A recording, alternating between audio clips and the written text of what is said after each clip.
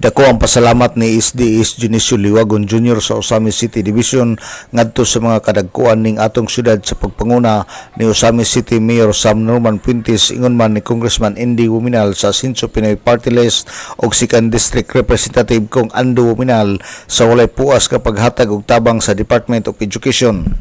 Kung maayo ang relasyon sa Department of Education ug ang local government unit, aduna gayoy di kalidad nga edukasyon ang mga kabataan.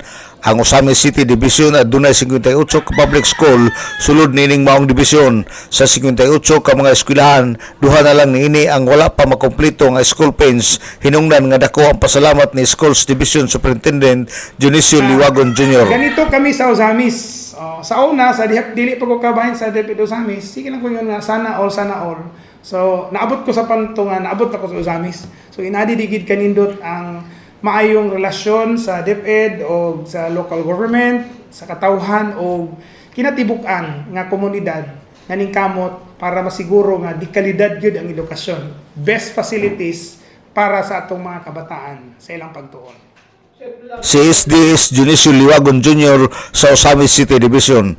Sa pagkakaroon andam na ang 58 katunghaan alang sa pagbalik sa mga kabataan sa pagsugod sa klase karong adlaw nga Lunes. Una nang gikabutyag ni Liwagon nga nagsugod ang brigada eskwela ni atong adlaw Lunes ug matapos kini ugmang adlaw Biyernes.